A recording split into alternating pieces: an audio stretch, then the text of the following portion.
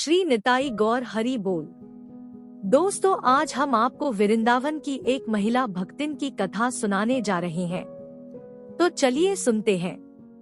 राजस्थान के बीकानेर क्षेत्र के पास एक गांव में एक गोपाली बाई नाम की भक्ता थी। वह वर्ष में 2 बार श्री वृंदावन में श्री राधा वल्लभ जी का दर्शन करने जाती, संतों के लिए भंडारा भी करती थी। उसकी श्री वृंदावन धाम और रज में बड़ी श्रद्धा थी। माता पिता की वह एक ही लड़की थी। बहुत प्रयास करने पर भी उसका विवाह नहीं हुआ। बाद में माता पिता वृद्ध हो गए, बीमार रहने लगे तो उनकी सेवा में रहने के कारण धाम नहीं जा पाती थी। एक दिन उसके गुरुदेव वहां आए और उसको आज्ञा करी कि तुम वृंदावन वास की जिद नहीं करना।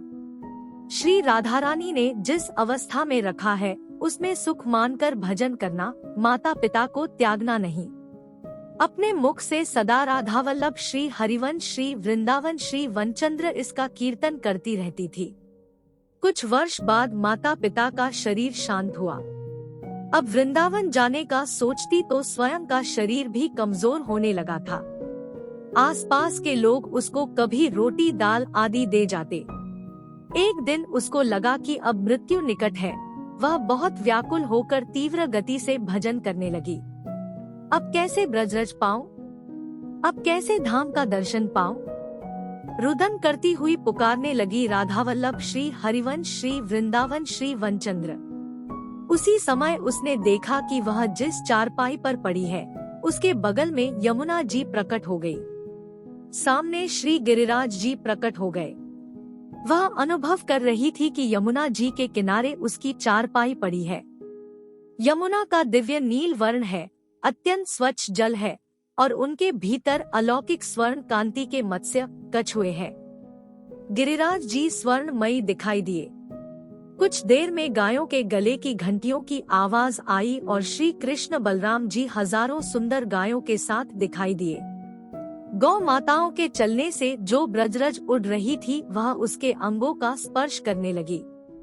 भगवान की गौचारण लीला को देखते देखते दिव्य श्री वृंदावन धाम के मध्य में उसने प्राण त्याग किया। आजकल कई युवक व युवतियां माता पिता को छोड़कर वृंदावन वास करना चाहते हैं। कई लोग अपने माता पिता की सेवा छोड़कर तीर्थों में निवास करने की जिद पकड़े हुए हैं। उन्हें इस प्रसंग से बहुत लाभ होगा ऐसी आशा करती हूँ।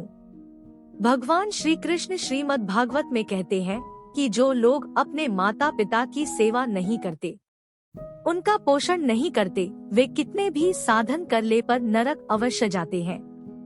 वहाँ उन्हें भूखा रखा जाता है और जब वह भूख से व्याकुल होकर चिल्लाते हैं तो उनके अपने ही शरीर का मांस नोचकर यमदूत उन्हें खिलाते हैं।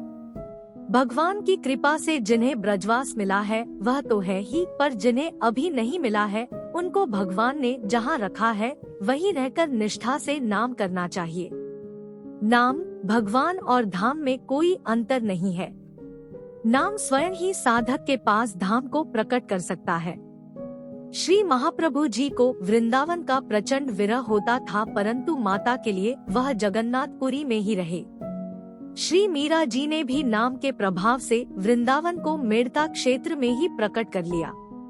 ब्रज की लता पता, गोवर्धन, ब्रज के कुंड, ब्रज के वन सभी के सभी मेड़ता में प्रकट हो गए। श्री राधा बाबा और हनुमान प्रसाद पोद्दार जी को गोरखपुर में रहकर धाम का नित्य अनुभव होता था। श्री निताई गौर हरि बोल। भक्तों, आपको यह कथा कैसी लगी हमें कमेंट बॉक्स में लिखकर अवश्य बताएं। धन्यवाद।